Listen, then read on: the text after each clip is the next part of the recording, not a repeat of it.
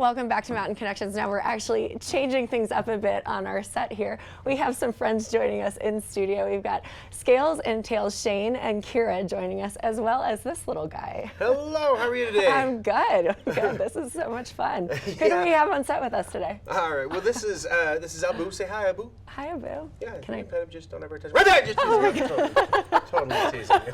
I'm kidding. Today's a fun one. I'm definitely awake now. Well, Abu is bitey, but don't worry, he doesn't bite from that end. Okay. This is a monkey tail skink, okay? Now it's monkey tail skink, not monkey tail stink. That would be an actual monkey. Okay. Okay. This guy's called a monkey tail skink because he's got this prehensile tail, so he can hang on to things like this. Okay. There you go. Wow. Yeah, it's like having a pet monkey, but without the poo flying. Okay. These guys are actually they have live birth like humans. Okay. So a lot of people think of reptiles as just laying eggs, but they can lay eggs, they can carry eggs and have live birth. They can also have live birth where they don't have an egg inside their body, just like people can, and that's what these guys do. And the babies hang out with the parental troop for about a year after they're born. It's incredible. Yeah, they're pretty fun, and these guys are the kind of things that can come out to your location. We do birthday parties, schools, libraries, fairs, anything that's safe and ethical for both the people and the animals. But we've got some more to show you, so let me go ahead. Is it right here? No, that's the other one. That's this one. Okay, let me see here.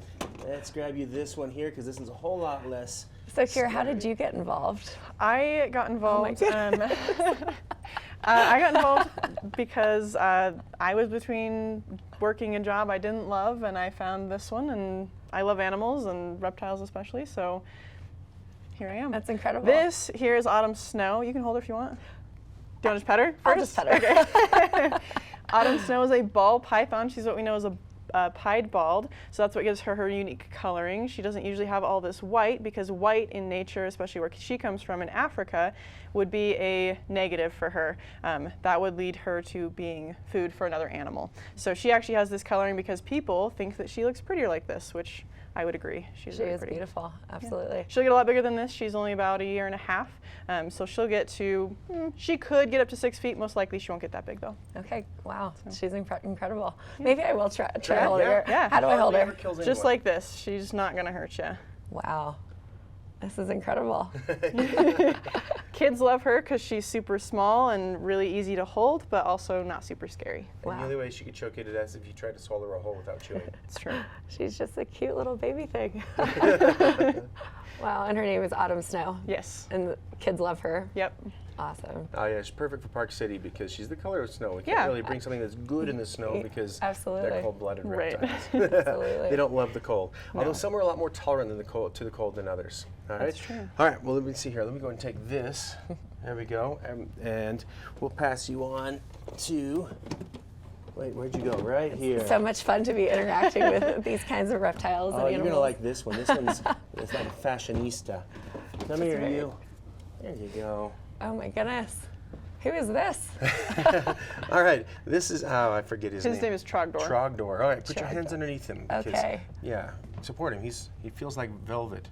He does. Wow. Wow. Right? Yeah. Yeah, they so these guys climb glass. This is the largest species of gecko in the world. Okay. It's called the New Caledonian giant gecko. Giant gecko is kind of a lame common name, so they most people call them by the scientific name a Lechianus. These guys actually hit the pet trade before science figured out that they existed, and the scientists are like, whoa, we should probably find out if we can do this or not. But don't worry, they're all bred in captivity now, so we're not pulling from the wild. If there's not much reason for that in these guys. The pads have a whole bunch of little wrinkles on them. If you can get him with his foot, you can see a whole bunch of wrinkles. Here, there you go. There, so all those little wrinkles on his foot, Yeah. they also have microscopic little hairs all over, and that Wow. lets him get a ton of contact with something like glass or a leaf or wall, and so you can get, with that much contact, you can utilize something called the van der Waals force. So their feet aren't actually sticky. They can actually climb because of atomic forces. That's incredible. I know. If you can capitalize on atomic forces, how awesome is that? You want to hold him? Sure. These guys will also bark and whistle if they're nervous. They bark and whistle. Yeah, I know. You don't expect Well, much for reptiles other than. You really don't. Now it's just incredible how he Yes. feels. He Yeah, doesn't feel. I know. He's He's not slimy, just very soft Yeah. and nice in your hand. Looks like he's wearing pajamas, It does. loose pajamas. He looks a little bit more comfortable Yeah, than he's I am wearing in my heels born today. He's born with a snuggie on. And then his eyes are just so unique. Yeah. Like yeah, the they're gorgeous. coloring I know a lot of photographers and artists that want a close-up of the eyes because of all imagine. that detail Yeah. on there. Yeah, they're pretty spectacular. Again, some of the super awesome animals we can show you, but we've got some more stuff. How much time have we got left? Because we've got a few minutes. we got a few minutes? All right, you want to see something venomous? I do. All right, that is awesome. I'll go ahead and take this. I'll let you go ahead and grab acacia because you love acacia, okay? That's true. All right, and I'll hold 2 lizards for a minute. That's amazing. So this is a giant gecko. This is the biggest species of gecko in the world. Wow, they're just beautiful. Yeah, they are pretty awesome. All right, here we go. So this here is Acacia. She's a false water cobra, so she is venomous. Wow. But she's what we know as a rear-fanged mild venomous. So her fangs actually sit in the back of her mouth rather than the front of her mouth, where her venom comes from. She also does have a hood, as most cobras are known for. She only shows it off if she gets spooked or scared, and right now she's really comfortable, so she's not going to do that for us. But it's actually their ribs. Their ribs are what's flaring out that skin and creating that hood. Now she's called a false water cobra because she's not a true cobra. She's actually not a cobra at all. Wow. But they add water in there because these guys actually love to be in their water. When we pulled her out this morning, she was sitting in her water dish. We have a bigger one named Lou, and he also just sits in his water dish most of the time. Now she is young as well. I think she's only about 2 years old, so she'll get a lot bigger. I believe she can get up to about 8 feet. If it's a monster. Yep, it's a monster. These guys come from South America. They're also called a Brazilian smooth snake. But yeah, if she was to bite me, hopefully not, right? But if she was, it wouldn't even be a hospital trip. It would be painful, probably make me feel a little bit like I had the flu for a couple of days. But her venom is meant for frogs. So Wow. since I'm not the size of a frog, lucky me, her venom isn't going to be as bad for me. That's her food of choice. Yes, yeah. If she had it her way, Wow. She's beautiful as well. yeah. It's a great way to warn people that you've got venom. So, there we go. All right. Well, do you want to go ahead and grab our friend here? Sure. All right. I'm excited about the next one. It's Yeah, just a so continuous Put the surprise. tail on this one if you want. I Wow. mean, where it's not a deadly venom, it's still venomous, so I'm going to keep the dangerous end toward me. Sure. If she bites me, it's my job. And if she bites you, it's my job. It is. I don't know if that came in my job description.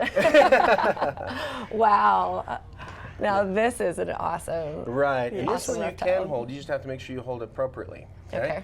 So what you're going to want to do here, yeah, there you go. Okay. See, she's got the sudden spot where the skin goes in like that. That's a spot where your finger can be behind some muscle attachments that lets your hand stay out of the way. There you go. Reach over the top between the leg and tail and support the crotch and hold this against your body in case it has a moment where he Wow. decides he's going to have a bad day. I know, right? Morlet's crocodile come from Mexico, Guatemala, and Belize. Okay, top out between 6 and 9 feet. A rare monster might be a little more than that if it's a big male. Okay. Oh, I'm sorry. Did you want to talk about these guys? No, you're fine. Oh, okay.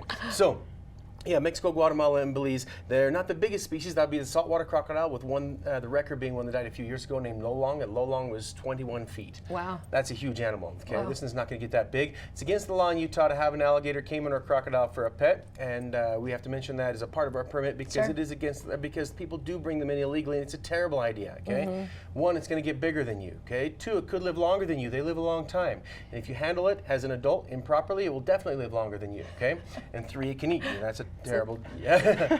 True, very true statement. Tons of super survival tricks. See the bumps in its back? Yeah. All bones embedded in its body. It's really incredible how he feels in my arms right now. Well, you got the bottom. That's the Yeah. soft part. No bones down there. That's the part they make boots and bags out of. That's why it feels like luggage. Okay. And then better heart than your heart. They can switch between 3 and 4 chambers. Better lungs than your lungs. The University of Utah, right here in this state, figured out they've got lungs more like bird lungs, which are more efficient. And the strongest stomach acids of any creature on the planet. So they can eat rotten food without getting sick. That's awesome because then they can capitalize on rotting food. To them, rotten doesn't mean gross. It means falling off the bone tender. Okay. And then they can't chew their food, so they swallow rocks. In their stomach, we call them gastroliths, and that grinds up the food. Between grinding up food with rocks and super strong stomach acids, they can digest stuff that we can't touch, which is going to be super useful for getting rid of DNA evidence when my daughter gets old enough to date. Okay? Yeah, no, it's he feels just incredible, just very relaxed in my arms. Oh yeah, yeah. Which That's does not take he's away the fooling you. danger. Yeah, he's fooling you. He's fooling you. Yeah, this guy's got a lot of spice on Wonderful. him. Now, Shane, where can we get more information about your business and You can about check these wonderful creatures? You can check out our website, www.scalesandtailsutah.com. Don't forget the and is spelled out, and the Utah at the end. Okay, scalesandtailsutah.com.